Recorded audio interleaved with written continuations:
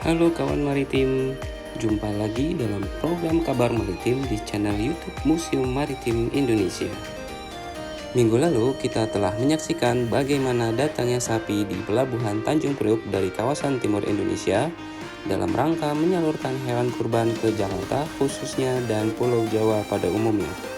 Idul Fitri dan Idul Adha merupakan dua hari raya besar penting umat Islam yang tidak bisa dilewatkan setiap tahunnya. Hal ini tentu tidak terlepas dari Islam yang menjadi agama terbesar di Indonesia, dengan total penganut hingga 80% dari total jumlah penduduk Indonesia.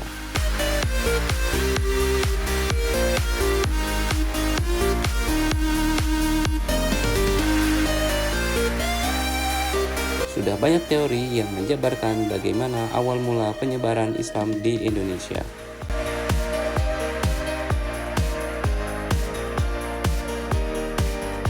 Dari semua teori tersebut, penyebaran Islam salah satunya adalah terjadi karena adanya perdagangan antara Nusantara dengan bangsa lain.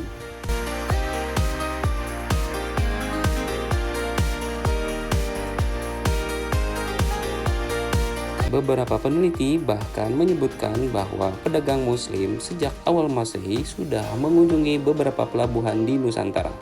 Salah satunya adalah Pelabuhan Gresik.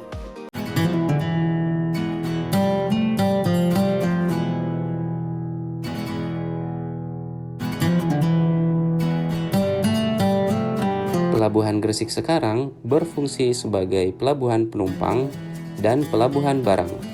Terdapat terminal penumpang bagi kapal penyeberangan yang menghubungkan Gresik ke Pulau Bawean. Kabupaten Gresik dikenal sebagai salah satu kawasan industri utama di Jawa Timur. Beberapa industri di Kabupaten Gresik antara lain seperti Semen Gresik, Petrokimia Gresik, Nippon Paint, BHS Tex, Industri Plywood, dan Maspion.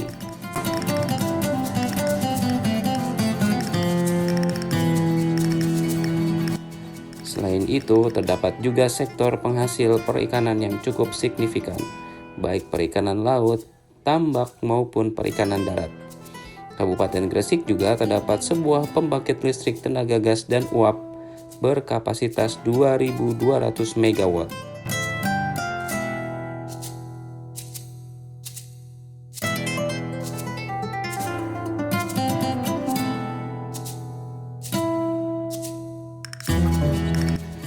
Tapi tahukah kamu kawan maritim, Gresik merupakan kota pelabuhan yang terkenal pada abad ke-14. Dari berita Cina, yaitu dari Mahuan, diketahui bahwa penduduk kota Gresik terdapat 3 kelompok masyarakat, yakni orang-orang Islam dari berbagai negeri asing, orang Cina yang banyak beragama Islam, dan orang Jawa.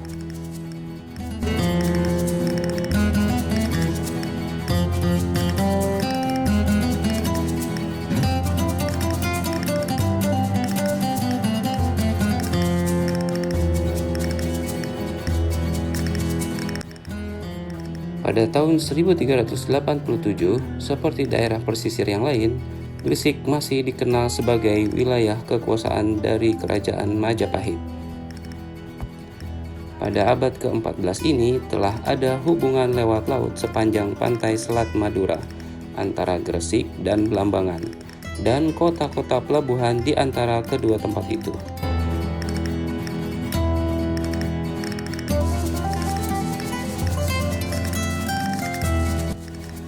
Tome Pires memandang Gresik sebagai kota perdagangan laut yang paling kaya dan paling penting di seluruh Jawa.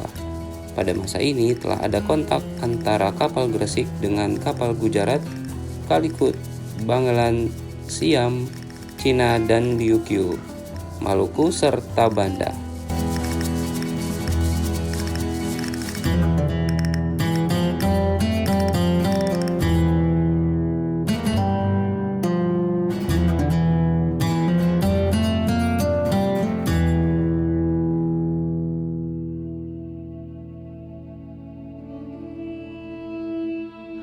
Selain itu, kota Gresik terkenal sebagai kota wali. Hal ini ditandai dengan penggalian sejarah yang berkenaan dengan peranan dan keberadaan para wali yang makamnya ada di Kabupaten Gresik, yaitu Sunan Giri dan Syekh Maulana Malik Ibrahim. Di samping itu, kota Gresik juga bisa disebut sebagai kota santri karena keberadaan pondok-pondok pesantren dan sekolah yang bernuansa Islami, yaitu Madrasah Ibtidaiyah, Sanawiyah, dan Aliyah, hingga perguruan tinggi yang cukup banyak di kota ini.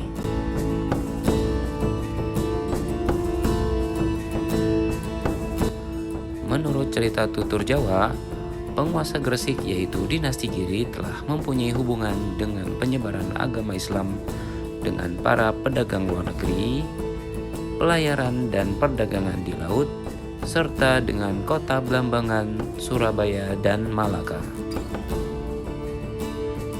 Gresik dan Surabaya adalah kota-kota pelabuhan Jawa Timur yang pertama tempat terbentuknya umat Islam.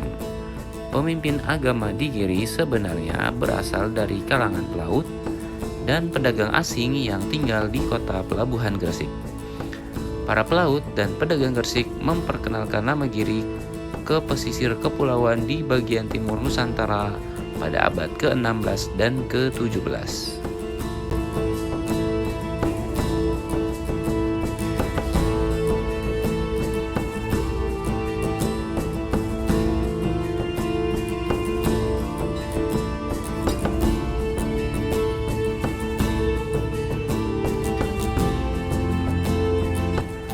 Di Gresik juga dilakukan perdagangan rempah-rempah yang diekspor ke barat melalui Selat Malaka dan juga ke Tiongkok. Tanah Jawa sendiri mengeluarkan beras ke Maluku, Malaka, dan beberapa pelabuhan di Sumatera Utara.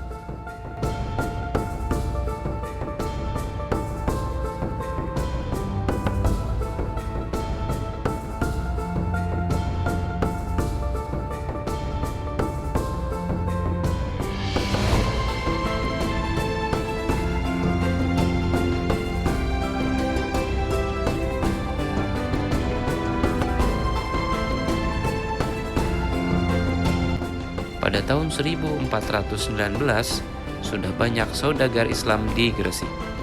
Antara tahun 1450 dan 1500, agama Islam dan saudagar Islam menguasai daerah pesisir utara Jawa Timur dan Jawa Tengah.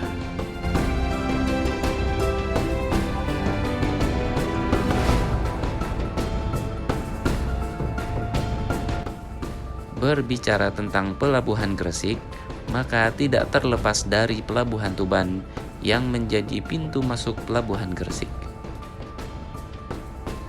Tuban yang sekarang dulunya adalah pelabuhan, karena dulu Tuban merupakan armada laut yang sangat kuat. Asal nama Tuban sudah ada sejak pemerintahan Bupati pertama, yakni Raden Dandang Wacana. Tuban merupakan tempat yang paling penting pada masa Kerajaan Majapahit karena berfungsi sebagai pelabuhan dan portal utama kota.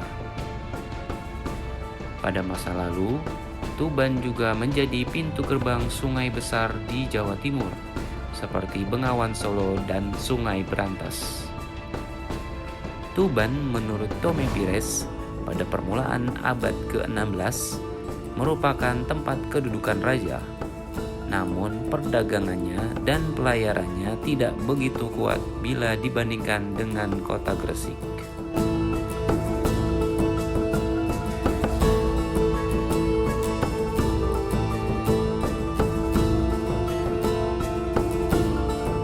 Nah, kawan maritim, sampai sini dulu ya kabar maritim kali ini. Aku, kamu, cinta maritim. Kawan maritim.